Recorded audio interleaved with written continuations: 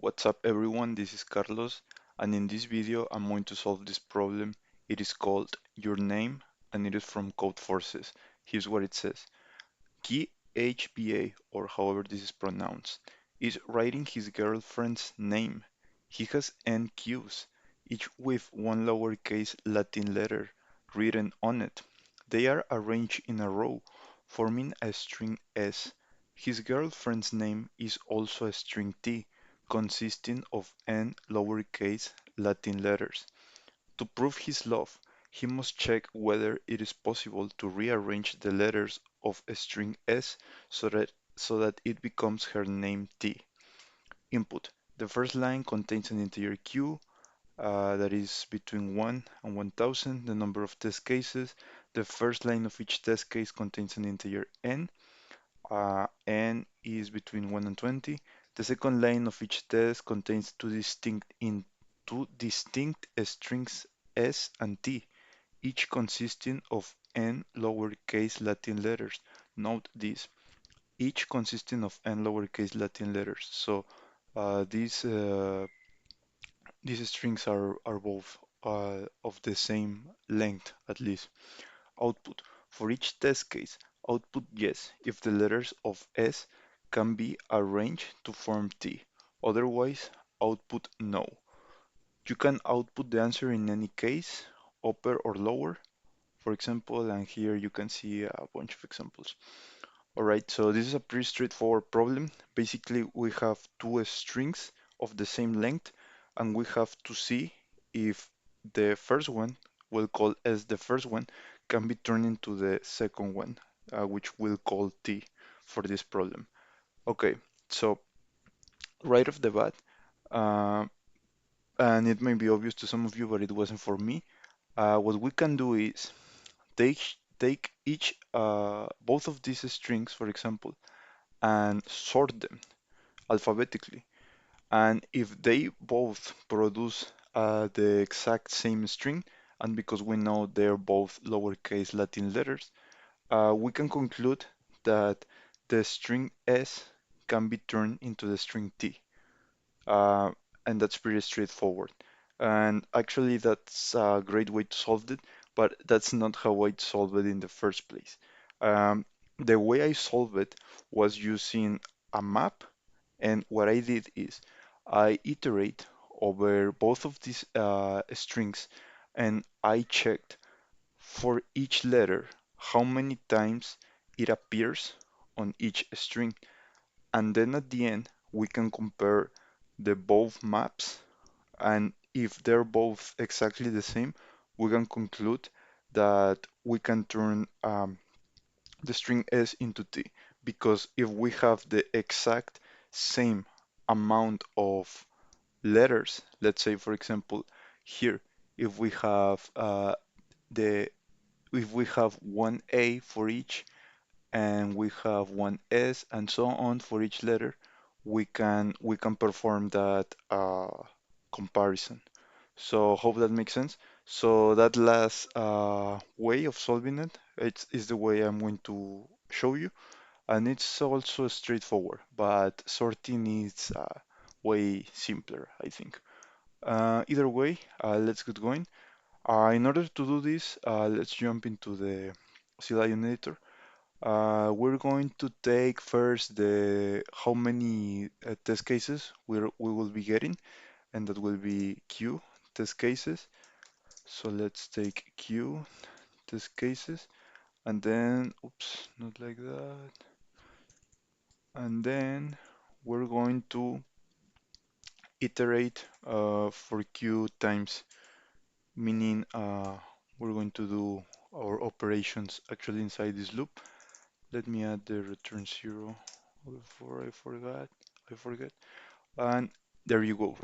So now, inside this loop is where we are going to actually solve the problem as usual. So it says the first line of each test case contains an integer n. So let's do that. We're going to take n and we're going to take it first. There you go. Great.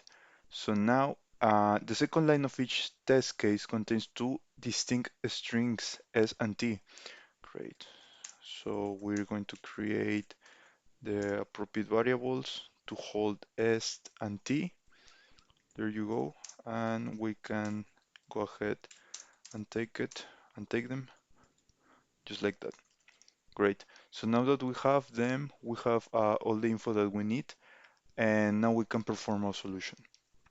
Or sorry, go ahead to implement our solution. How do we do that? Well, first of all, let's create two maps, meaning uh, we're going to create the two maps that I told you earlier. For this will hold the amount of times each letter appears in both in each string. You'll see in a minute. But the structure of this map will be of type, the key is going to be of type char, and the value is going to be of type int. And we'll call them tracker S and tracker T because it's going to track how many, I mean the how many times each letter appears on S, and the same for T. And oh yeah, I was telling you this is going to be char because we are going to iterate over each char inside S, and from there we can keep track of what I repeated like 3 times or 10 times. How do we do that? Well, let's say we can access the key C like this and just do this. So I'm going to, oops, sorry, I should specify tracker S because we are iterating over S. So um, actually, I'm going to go ahead and give you an example. Let's say we have this letter, sorry, this string for this particular test case. So we're going to iterate over this string. So let's say on the first iteration, the value of C is going to be H. It's going to be H, okay? And then uh, what the loop is going to do is, let's say we're going to go inside of tracker S, we're going to look for the key H, and because it's the first iteration, it's going to notice that it does not exist yet. But, and this is built in C++, um, it will assign by default the value of 0 for this new key, so to speak, or this non-existent key up until that point. And then we can just go ahead and add 1 to it, which would literally be 0 plus 1. I hope that makes sense. And that's going to repeat for each letter, and that's how we're going to keep track of it. Again, that might be extremely obvious, but I explained it because this was new for me. I didn't know that. So let's just do the same, but raise this time for T, and let's switch to tracker T. Again, exact same idea, because that's the info that we care about for both of these strings. Okay, so now that we have this, all we have to do is compare the two maps, and if they're both exactly the same, and again for the end time, that would be that they both have the exact same number of keys, and we know that will be true because of the problem explanation. Each of these strings will have n lowercase Latin letters, and then we're going to compare the value of each key if it's the same on both maps, meaning if the each letter appears the same amount of times on both of those strings. And if that's true, then we can conclude that we can turn the string S into the string T. So we can do that simply by doing this. And again, I didn't know this, but apparently you can do this, and it will perform the comparison for you. It's doing like going each. I think it's going like a key by key and checking the values behind the scenes, but don't quote me on that. All right, so if this is true, we can just say or output the value yes, because yes, you can turn the string s into the string t. If not, um, well, I guess no, and that would be it. And yeah, that's looking good. So let's test this with the sample input. Let's go ahead and test this. All right, we got yes, yes, no, no, yes. And we get yes, yes, no, no, yes. So it's looking good. And let's make it official. It's your name. Okay, I pasted. Let's submit it. And this should do it. Let's wait for a bit. Okay, it's accepted, so that's great.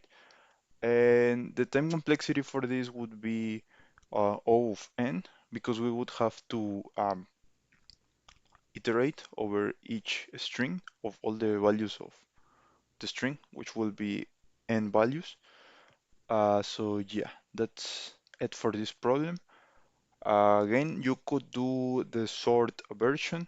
I won't get into that, but it's pretty straightforward. Uh, you can look into that. So that's it, and hope that was helpful.